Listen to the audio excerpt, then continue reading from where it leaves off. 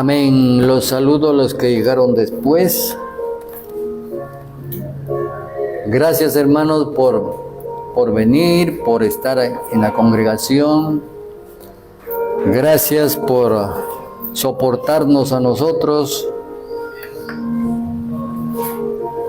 El deseo de todo pastor es que la iglesia del Señor sea bendecida, la iglesia del Señor sea tratada por Dios mismo. Esto es necesario, hermanos. Entonces hoy vamos a ver el tema, la ayuda sobrenatural de Dios al creyente. Eso vamos a ver ahora. Y vamos a ir, hermanos, a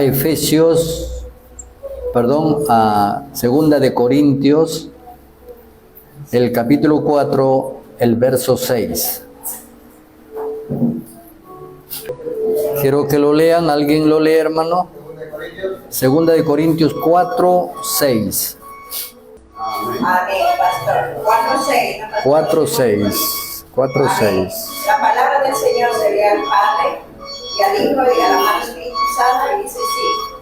Porque Dios que mandó que de las tinieblas resplandeciese la luz, es el que resplandeció en nuestros corazones para iluminación del conocimiento de la gloria de Dios en la paz de Jesucristo. Amén. Otra vez lea la hermana. Porque Dios que mandó que de las tinieblas resplandeciese la luz, es el que resplandeció en nuestros corazones para iluminación del conocimiento de la gloria de Dios en la paz de Jesucristo. Amén. Amén. Que el Señor bendiga su palabra. Tomen asiento, hermanos, porque ya oramos. Entonces, vamos a poner mucha atención en esto. Mire lo que dice la Escritura. Hay una intervención de Dios en la vida del creyente. Y empezamos, hermanos, por el inicio. Dios manda que brille su luz en nuestros corazones para la iluminación del conocimiento de la gloria de Dios delante del mismo rostro de Jesús. Eso es lo que dice.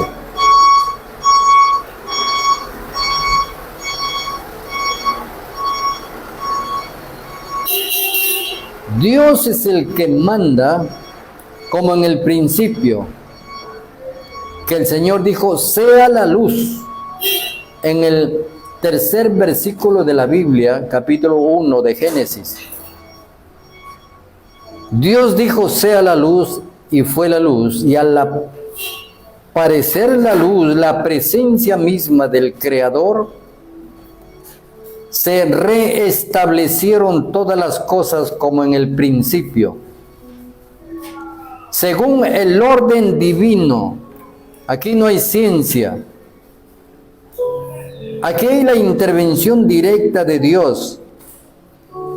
Entonces aquí nos va a decir que es necesario, es útil, es urgente que la luz de Dios brille en nosotros para disipar toda tiniebla,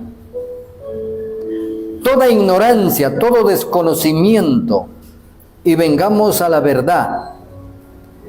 De manera que nuestro nacimiento, nuevo nacimiento, sea conforme el primer día de la creación. A eso manda Dios. Entonces Él ordena que la luz del primer día alumbre nuestro ser por dentro, y que las escrituras sean hechas realidad en nuestra vida. Nosotros tenemos un grave problema en nuestras vidas si no nos damos cuenta cuando no aceptamos la Escritura tal como Dios quiere. Porque ahí dice, para iluminación de la gloria de Dios en la presencia, en la faz de Jesucristo. Hermanos, esta es la forma como Dios trata al creyente. Una forma personal. Una forma espiritual. Una forma real. Y una forma física. Escúcheme, hermano. Dios, en nuestro nuevo nacimiento, Él interviene personalmente. Tanto en persona, porque dice en la faz, en la presencia misma de Jesucristo, se ilumina nuestro ser, porque Dios ordena, sea restablecido como en el primer día de la creación. Por eso es que nosotros podemos llegar a ser la imagen de Jesús como en el primer día, cuando Dios hizo a Adán. Y eso es lo que nosotros debemos entender, pero para esto necesitamos la ayuda sobrenatural de Dios sobre nuestras vidas. Entonces Dios va a iluminar en nosotros esa luz, para que podamos nosotros entender, captar cuál es la idea de Dios, cuál es el deseo de Dios para nuestras vidas. ¿Para qué? Para que nosotros conozcamos la gloria misma de Dios manifestándose en nosotros. Tenemos un problema porque nosotros que venimos del mundo hemos sido adiestrados, hemos sido, hermanos, de una manera influenciados tanto por el mundo que nosotros hemos entendido las cosas porque ven estos ojos, porque oyen estos oídos, porque percibimos por el olfato. Y eso nosotros destilamos por la boca, lo que tocamos, lo que vemos, lo que oímos, lo que sentimos. Y de esa manera nosotros nos manifestamos al mundo y el mundo se ha manifestado en nosotros y eso ha calado en todos nuestro ser, en nuestros nervios, en nuestras venas, en nuestra mente, en nuestro cerebro. Entonces, eso es lo que nos limita. Y por eso viene, hermanos, la duda. Antes cuando preguntábamos una cosa y decía el familiar del paciente, decía, así dice el médico. ¿Quién te ha dicho? El médico. ¿El médico te ha dicho? Sí. ¿Qué te ha dicho el médico? Y le empieza a narrar las cosas. Y aún de eso dudamos, porque en eso nosotros estamos, hermanos, capacitados de una manera natural. Entonces cuando viene la intervención de Dios sobre nosotros y Él ordena que brille la luz como en el primer día de la creación, por eso dice, pero Dios que hizo que resplandeciese la luz dentro de las tinieblas, fue en el primer día de la creación. Y cuando Dios viene a nosotros nos encuentra de la misma manera en un caos terrible, lleno de pecado. Por eso la Biblia dice que estábamos muertos en delitos y en pecados, andando como la costumbre a la cual el príncipe de este mundo los tenía esclavos. No hemos salido de eso. ¿Por qué? Porque hay en nosotros una profundidad de duda enraizada. La Biblia dice que la fe verdadera, la fe de Dios, estamos hablando de la fe de Dios, la fe que Dios le transmitió a Abraham, Abraham le creyó. Y por creerle Abraham a Dios, le fue considerado justo. ¿Qué pasa con nosotros? La Biblia nos dice, la fe viene por el oír ¿El oír de qué? El oír de la palabra de Dios. Cuando nosotros leímos la palabra de Dios, el versículo de Dios, la palabra de Dios viene a nuestro corazón, ilumina nuestro ser y nos capacita, nos da entendimiento.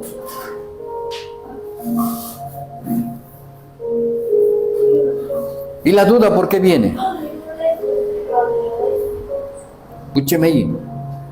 ¿Por qué viene la duda? ¿Porque oímos la palabra de Dios? ¿O porque oímos la palabra del diablo? Si la fe viene por el oír de la palabra de Dios, la duda viene por el oír de la voz de Satanás. Son dos fuerzas opuestas. Totalmente. Entonces, cuando venga una duda, usted compare la palabra. Miren lo que dice ahí en 2 de Corintios 4:4. Miren lo que dice.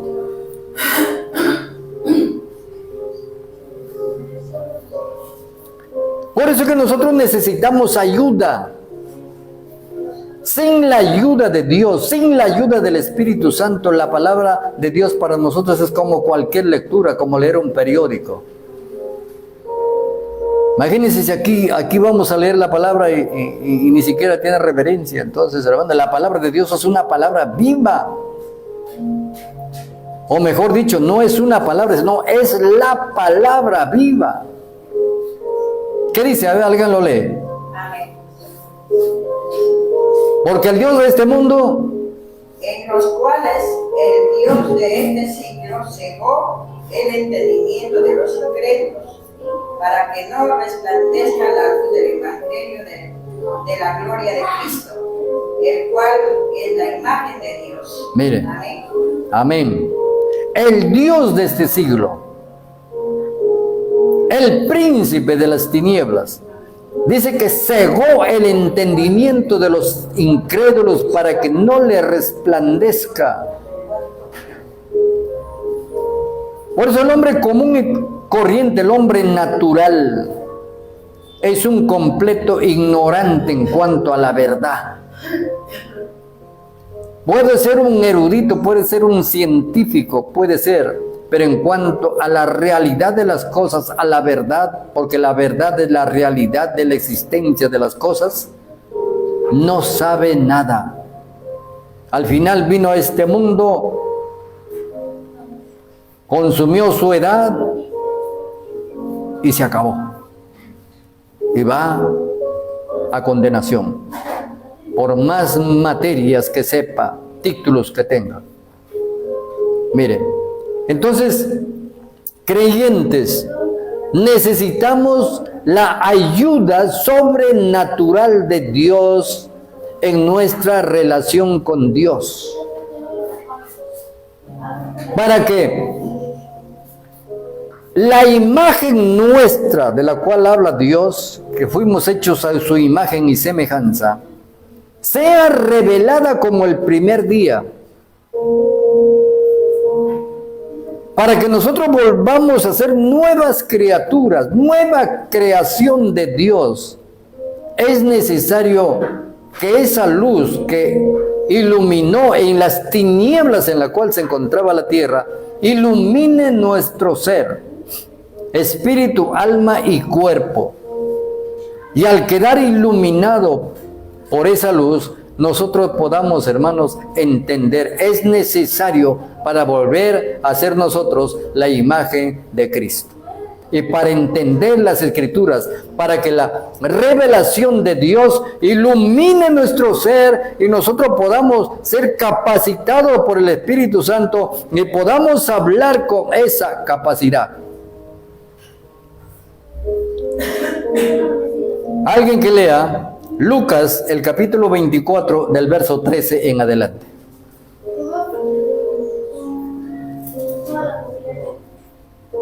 Son 3 partes nomás de este mensaje. Capítulo 24, del verso 13 en adelante. Dice la palabra de Dios. Oído. Lucas 24, 13. en el camino a Emaús. Y aquí dos de ellos iban el mismo día a una aldea llamada Emaús, que estaba a 60 estadios de Jerusalén, e iban hablando entre sí de todas aquellas cosas que habían acontecido. Sucedió que mientras hablaban y discutían entre sí, Jesús mismo se acercó y caminaba con ellos. Mas los ojos de ellos estaban velados para que no les conociesen. Y les dijo: ¿qué pláticas son estas que tenéis entre vosotros mientras camináis? ¿Y por qué estáis tristes? Respondiendo uno de ellos, que se llamaba Cleofas, le dijo: ¿eres tú el único forastero de Jerusalén que no ha sabido las cosas que en ella han acontecido en estos días? Entonces él les dijo: ¿qué cosas? Y ellos le dijeron: de Jesús de Nazaret, de Nazareno, que fue varón profeta, poderoso en obra y en palabra delante de Dios y de todo el pueblo.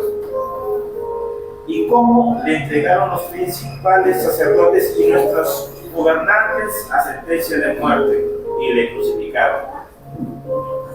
Pero nosotros esperábamos que él era el que había de redimir a Israel, y ahora, además de todo esto, hoy es el tercer día que esto ha acontecido.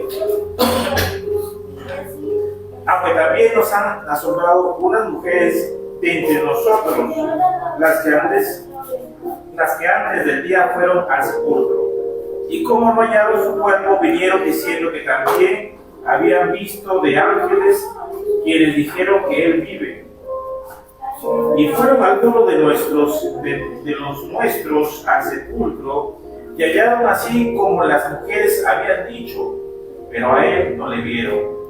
Entonces él les dijo: oh insensatos y tardos de corazón para creer todo lo que los profetas han dicho. ¿No era necesario que el Cristo padeciera estas cosas y que entrará en su gloria? Y comenzando desde Moisés y siguiendo por todos los profetas, les declaraba en todas las escrituras lo que de él decía. Llegaron a la aldea donde iban, y él hizo como que iba más lejos. Mas ellos le obligaron a quedarse, diciendo: quédate con nosotros, porque se hace tarde y el día ya ha declinado. Entró pues a quedarse con ellos. Y aconteció que estando sentado con ellos a la mesa, tomó el pan y lo bendijo y lo partió y les dio. Entonces les fueron abiertos los ojos y le reconocieron, mas él se desapareció de su vista. Ahí nomás, hermano. Mire, ahí estos discípulos, que eran dos, que iban de Jerusalén a Emaús, desconsolados, tristes, porque el maestro que ellos pensaban, el líder que ellos pensaban que los iba a liberar del poderío romano, lo mataron y él no hizo nada. Entonces ellos iban comentando por el camino y diciendo: mira, nosotros pensábamos que este era el Mesías, que este era el libertador, que este nos iba a sacar de la esclavitud de Roma. Sin embargo, se dejó matar. Iban conversando estas cosas tristes, porque ellos dijeron: ya se acabó. Ahí está diciendo, ya, hace 3 días.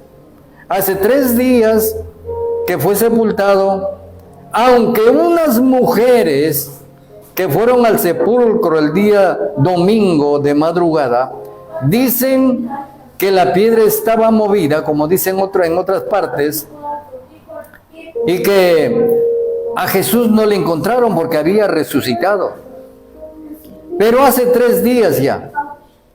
Mire, cuando no hay la ayuda sobrenatural de Dios, aunque hablemos de Jesús, aunque prediquemos de Jesús,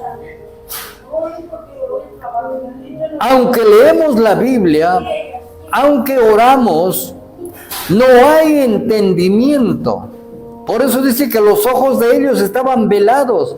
Jesús caminaba con ellos después de haber resucitado y ellos no le reconocieron. Incluso le dicen que, ¿no te has enterado de lo que ha pasado? ¿Eres forastero? Y el Señor le dice, ¿pero qué cosas? De Jesús Nazareno, hombre, no sabes. Nosotros pensábamos que era profeta. Mire lo que está diciendo. Ellos llegaban hasta que era profeta. Y le iban contando. Y en una parte Jesús los para y les empieza a explicar las escrituras. ¿Me están oyendo? Amén. Él les empieza a narrar desde Moisés.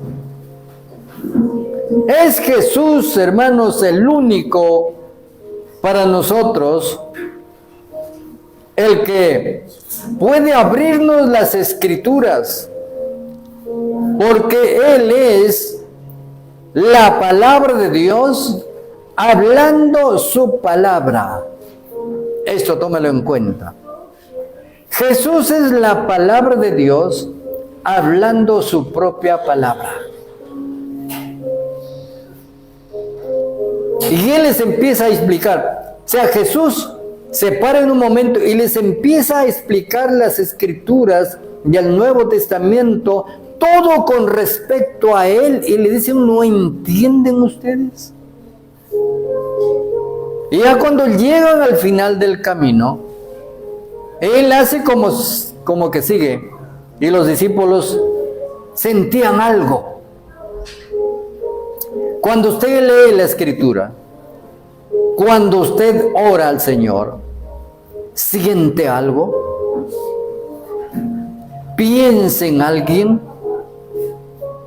¿O sencillamente lee y ora? Por eso dice la palabra que el que se acerca a Dios sin fe no le agrada a Dios, porque el que se acerca tiene que saber que hay Dios que está presente ahí. Y Dios es galardonador de aquellos que de esa manera le buscan. Entonces ellos sentían algo, pero no lo reconocían a Jesús. Era como un forastero para ellos. A pesar de que Él agarra y les explica las escrituras, sin embargo, dice la Biblia, que cuando llegan al hospedaje donde ellos estaban y dijeron que estaban cansados,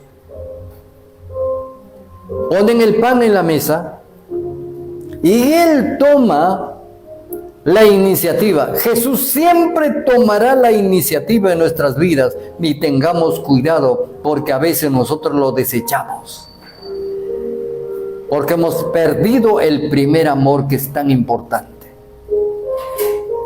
O sea, yo conozco de dónde estás fallando. Has perdido tu primer amor. Ya no me buscas como antes.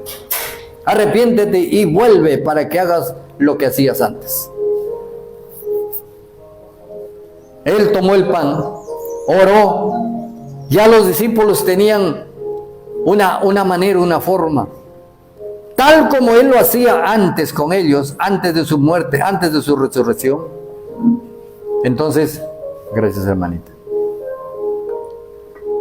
Al partir el pan, ellos se dijeron unos a otros, ¿no es este Jesús el que repartía el pan antes? ¿No lo ves que lo hace igualito? ¿Y no sientes que en tu corazón hay un fuego? Y ellos dijeron que ellos sintieron un fuego en su corazón desde el momento en que Él se presentó con ellos. Ellos sentían un fervor. Ese fervor es el que nosotros creyentes no debemos perderlo. En muchos de nosotros se ha perdido. Por eso que yo pregunto, ¿cuándo oras, hermano? ¿Hace cuánto tiempo que no te quebrantas delante de Dios? ¿Hace cuánto tiempo que no te da ganas de orar? ¿Hace cuánto tiempo que no te da ganas de leer la Biblia? ¿Hace cuánto tiempo que andas así? ¿Hace cuánto tiempo que eres indiferente con las cosas de Dios? Eso se ve aquí. El que mantiene ese fervor de Dios, lo primero es Dios. Lo primero es Él. Porque aquel que da testimonio es Dios. Él no quiere que se pierda ese primer amor.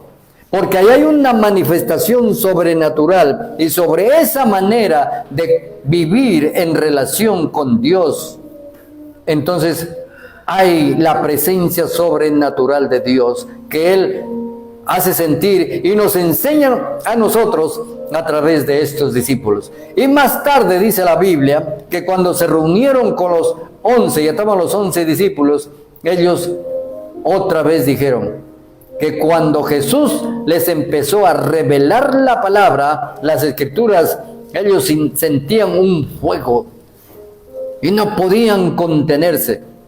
Esos discípulos, hermanos, porque dice que cuando le reconocieron a Jesús ahí, y cuando Él repartía el pan, lo reconocieron, Jesús desapareció. Y ellos que dijeron, ya al anochecer estaban cansados, ¿qué hicieron? ¿Qué hicieron? En ese mismo momento alistaron otra vez maletas y volvieron a Jerusalén. No hubo cansancio, no hubo agotamiento, no hubo nada. Había un fuego por dentro que ellos tenían que decirle a los demás. Y estando allí, Jesús se presentó. Esta es la manera como Dios quiere, hermanos, que el Evangelio de Jesucristo, en el Evangelio de Jesús, en los 4 Evangelios de Jesucristo, esos sinópticos, hermanos, sinópticos porque los 4 hablan casi de las mismas cosas. Jesús nos está hablando de una manera personal, de una manera física por el Espíritu Santo, de una manera sobrenatural, de una manera real y de una manera espiritual.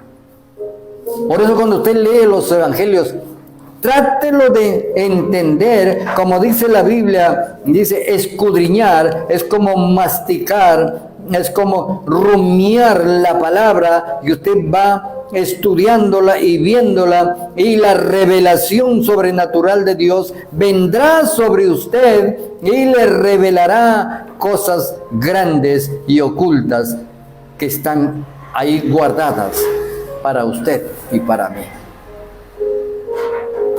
Vamos a leer Efesios 1:18. Pongan atención.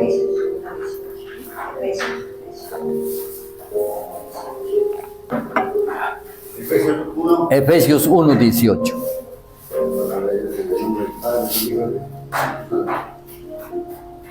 Alumbrando los ojos de vuestro entendimiento, para que sepáis cuál es la esperanza a que Él os ha llamado, y cuáles las riquezas de la gloria de su herencia en sus santos.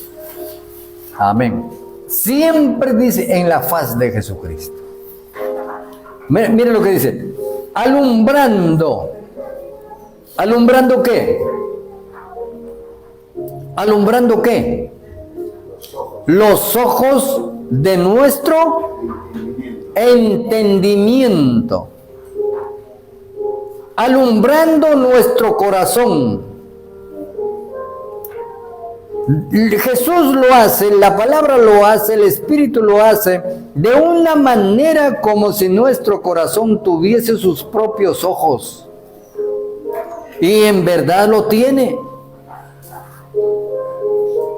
Porque la presencia de Dios no lo vemos con estos ojos. Lo vemos con los ojos del corazón, donde anida la fe, donde está la revelación, donde está el alma y el espíritu, donde está el centro espiritual del hombre mismo, que no es este corazón que late, es el centro del ser humano. de donde salen los pensamientos, los sentimientos, las emociones, la voluntad. Ese mismo es el ser humano. Entonces Dios, a través de la palabra, Él trae esa luz. Esa luz viene a ese lugar donde está el cúmulo de nuestro conocimiento, sea científico o sea práctico. El cúmulo, digo, la suma de todo lo que usted sabe.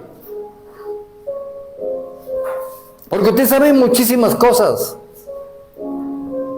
Entonces, sobre ese conocimiento terrenal, humano, práctico, y las teorías, la cultura, sea tradición, o sea un profesionalismo que usted tiene, todo está junto en ese sector, en ese lugar, y allí viene el Espíritu Santo, ilumina la luz sobrenatural de Dios y disipa todo lo que no es correcto. Por eso dice que Dios, mire lo que dice, que Dios está alumbrando los ojos de nuestro corazón. ¿Para qué? Para que nuestra mente se abra juntamente con nuestro corazón y nosotros podamos comprender cuál es la riqueza de nuestra esperanza en Cristo y cuál es el poder que opera en nosotros. Eso es tan importante y tan profundo, hermanos, que nosotros muchas veces no tenemos interés en esto. Y por eso es que vivimos, hermano, parece cristianos machucados, aplastados, oprimidos, esclavizados. Cuando tenemos que hablar de Jesucristo, de esta verdad, de esta grandeza, de esta riqueza que nosotros tenemos en el cielo, no tomamos esa riqueza del cielo, porque si nosotros llegamos a este estado que el diablo no quiere, si nosotros llegamos a tomar, extenderíamos las manos del cielo, y como dice Efesios, que ya nosotros estamos sentados en los lugares celestiales en Cristo, y ahí están las riquezas que nosotros tenemos. Esa riqueza que dice la palabra que es incorruptible, incontaminable, inmarcesible, en Primera de Pedro, el capítulo 1, versículo 1. No, perdón, versículo 3. Nosotros extenderíamos nuestra mano al cielo y traeríamos esas riquezas y lo repartiríamos aquí y la gente sería libre. Entonces, por los ojos del entendimiento, nosotros sepamos lo que tenemos, hermanos amados. Y esa luz de Dios, esa iluminación que brilla en las tinieblas nuevas, en las tinieblas internas que estaban en nosotros, el Espíritu Santo nos revelaría.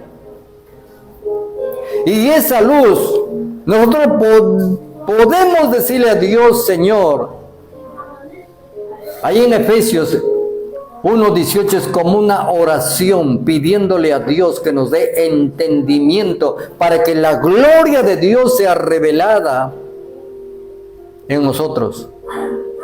Entonces, cuando esa gloria de Dios viene y se posiciona, el Espíritu Santo toma lo que nosotros tenemos, esa palabra en el corazón, y lo revela, lo saca afuera, y nosotros podríamos decirle, Señor, así como tú iluminaste mi corazón, abriste mi mente al entendimiento y me diste conocimiento de tu gloria, yo sé perfectamente tú quién eres y yo quién soy.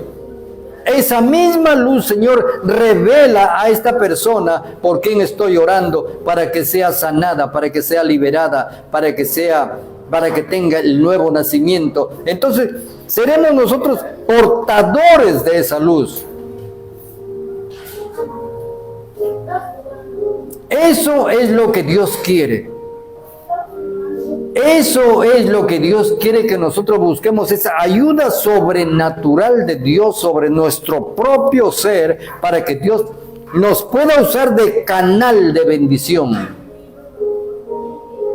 Y eso tenemos que buscar, hermanos. Esos 3 versículos usted analícelo en su casa, escudriñelo, estúdielo. Segunda de Corintios 4 y 6.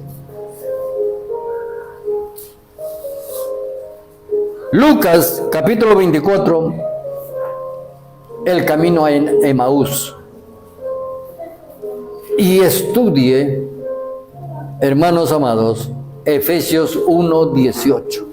Y usted no quedará igual, porque es una palabra que levanta, que fortalece, es una palabra que te cambia, es una palabra que te produce fuego, decisión, firmeza, valentía por dentro, porque no es nuestro ser natural, es Dios sobrenatural el que está obrando. Entonces yo puedo ser un instrumento en las manos de Dios para que Dios haga lo que Él quiere que yo haga. Amén. Amén. Podamos orar, hermano. Cuando usted se pone a leer la Biblia, esa luz es la que a usted lo va a encaminar y lo va a meter ahí, y la reflexión de Dios, la revelación de Dios vendrá. Y por eso el Salmo 1 dice que nosotros encontramos deleite en su palabra.